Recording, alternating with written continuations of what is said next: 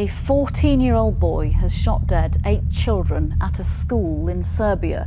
8 students and a security guard have been killed in a shooting at a school in the Serbian capital, Belgrade. An ordinary morning descended into something unthinkable, a mass shooting. So today I'm going to talk about a very odd phenomenon I've come across online, specifically on TikTok. For the sake of this video, I'm not going to say these words on screen, but I do want to talk about the sensationalization of these tragedies following a particular incident I've seen spread on TikTok. For future reference, when I say incident, I mean this, and when I say perpetrator, I mean this. Quotes shown in the video will not have these terms censored. This incident wasn't in America, despite what you may think, which will be important later. In May of 2023, an incident occurred at Vladislav Ribnikar Model Elementary School. The school is located in Serbia, and the perpetrator was 13 years old. I was going to avoid saying the perpetrator's name for the video, because while I don't think the aim of the incident was motivated by notoriety, there are still aspects to consider when the person is 13 years old. However, because of the nature of the video and my analysis later, the name of the perpetrator is Kosta Kekmanovic. So this boy, who was 13 years old, did this and ended up killing 10 people and injuring 6 others. The situation is tragic for so many reasons. Kosta, being so young, wasn't fit to stand trial and therefore couldn't be charged with anything. I don't want to go into insane specifics about the timeline of the event, but here's a basic rundown. On May 3rd, 2023, Kosta entered the school and immediately killed the security guard. He then proceeded to kill 2 hall monitors before leaving for a classroom. Here he killed another 7 people. He was armed with 2 pistols.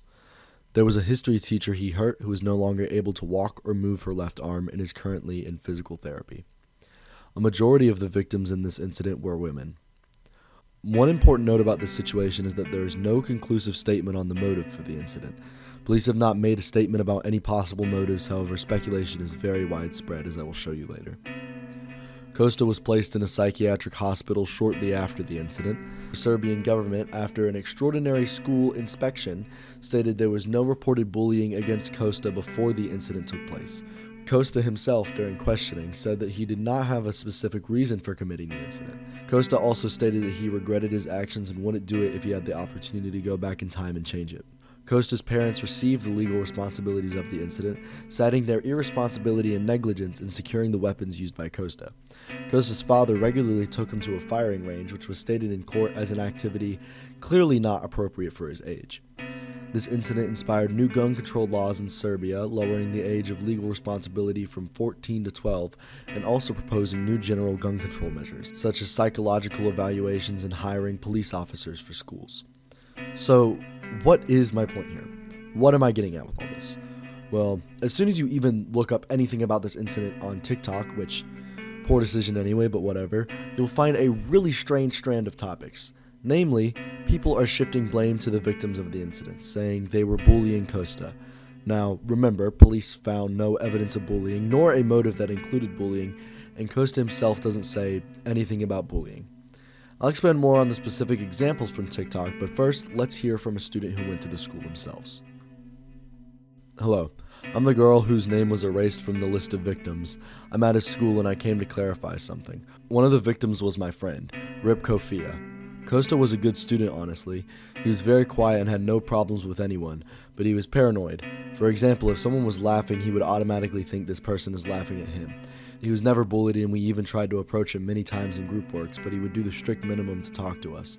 As for the ones wondering why I wasn't killed, hopefully it was because I came to him one day when I felt he was disturbed while the others were laughing, not at him, and reassured him that everything was fine and that we were really not laughing at him or anything. That's what I concluded, because at the shooting he clearly had the opportunity to shoot me because I was near Adriana, another victim, rest in peace to her, and he didn't even hit me. I'm still not sure about the real reason, but that's what I have concluded.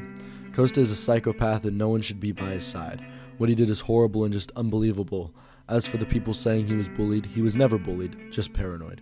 Rest in peace to the victims, and for anyone asking what happened to Kosta, he is now in a psychiatric hospital waiting for him to reach the age of 18 to stand trial. Now, I just want to say this is an incredibly well-worded paragraph on the situation. While I don't think we should shift blame to the mentally ill 13-year-old who was given the perfect opportunity to create an incident like this by his parents, it's also important to not give any grace to him for doing it. I mean, he literally killed 10 people and left more injured for life. And even if they did bully him, which there is absolutely no evidence of, that does not justify anything. Now, everything I've just said might seem a little obvious to many of you, but believe it or not, in the exact same thread you have this guy. U/Kosta Kamenovich says this: everyone knows he was a bullying victim. That's why we are in his side. And fuck school bullying. Respect Kosta. If you look on his profile, he also says, I'm supporting Kosta because I'm bullying victim too. Now, to me, this reads like an up-and-coming Columbine draft pick, and I honestly think someone should legitimately keep an eye on this guy. Probably not the FBI, since they have a history of fueling this behavior, but all things considered, this is the type of people this rhetoric fuels. It doesn't just take paranoia to make someone like this, it takes psychopathy and social influence. Now, this only gets worse if we go over to TikTok. Search Kosta on TikTok. You will find edits of the victims, people sympathizing with Kosta, and AI brain rot Kosta. I don't really know why they did this. But reportedly, Kosta came to school with a hit list, a specific list of people to kill. This video allegedly shows that list, and the caption says that one of the victims on the list was spared because they said Kosta had a nice jacket.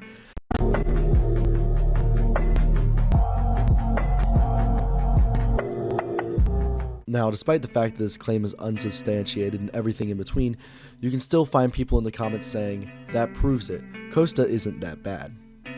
And for the record, I'm fairly certain a majority of the victims weren't on the list. You can find a redacted version of the list on Wikipedia. How the TikTok user found an unredacted version, I have no clue. Another user says, if Kosta weren't bullied, why he did this? Another user says, the power of just a compliment, rose emoji. Kosta isn't a bad person for real. So, this is just one video, right?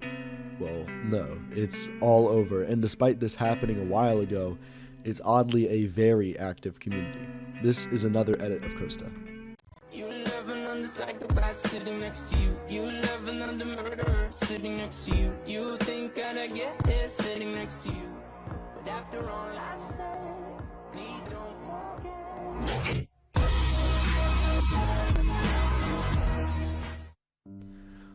The rhetoric of Kosta is innocent due to external factors goes as far to include denialism.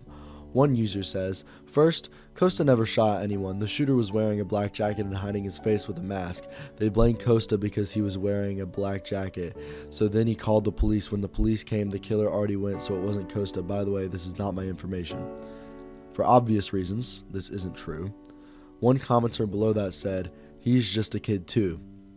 I just want to say that these were not at all hard to find. All I looked up was Kosta, clicked one of the first videos I saw, and looked in the comments. The first comment I read, denying Kosta's involvement in the incident, was literally the fourth comment from the top. There's also audio of the incident you can find on TikTok by literally searching Kosta audio. This is the full audio, and it's also uncensored, so don't listen to it if that makes you uncomfortable. And while I think this can be useful if published by news organizations or someone other than random TikTok users, this content shouldn't be on TikTok, especially considering the viewers it's targeting. And speaking of the people this content is targeting, children. In this video with the audio, there's a comment saying, I would use a chair as a shield and charge Kosta to get the gun, kill him. Even in the context of someone who understands what Kosta did is wrong, we still have a blatant misunderstanding of these types of incidents because of how TikTok has represented it to children.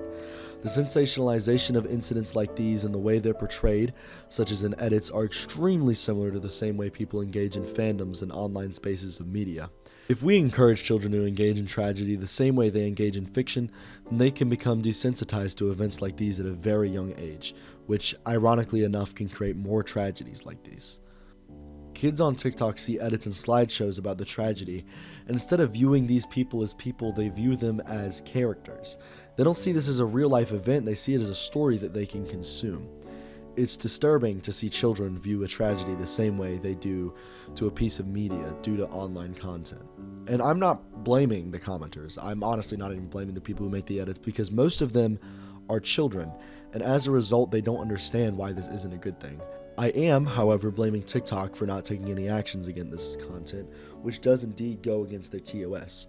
TikTok does have policies against glorifying violence or tragedies such as this one. By this getting spread, TikTok is actively showing that they do not care what children view on their platform or the effect it has on them, especially when it comes to glorifying violence. Oh, but Joey, you must be saying, is this content even getting any traction? Is the algorithm actively promoting posting content about this incident? Well, for one, I did get it on my For You page for no reason, but also, there is an entire account dedicated to posting slideshows and edits about the victims of this incident, and they constantly get thousands, if not hundreds of thousands of likes per video. This account, at serbian.school.twice, is the account that showed up on my For You page and the one that urged me to make this video. This account is still actively making content to this day, despite this incident happening 9 months ago at this point. It's very clear what the motive is with this content. TikTok's algorithm is actively rewarding posting content related to the incident, with the account having over 1.2 million likes and 3 videos that each have over 2 million views at the least, with the most recent video hitting that milestone having 5.7 million views at the time of writing and was posted on February 5th.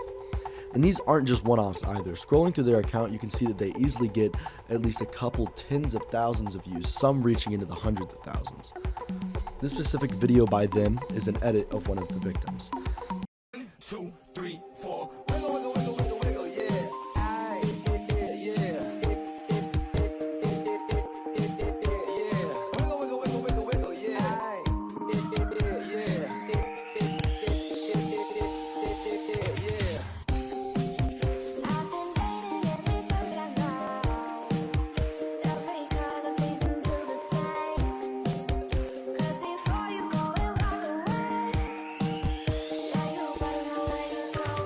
In the comments, people are begging for more edits of other victims.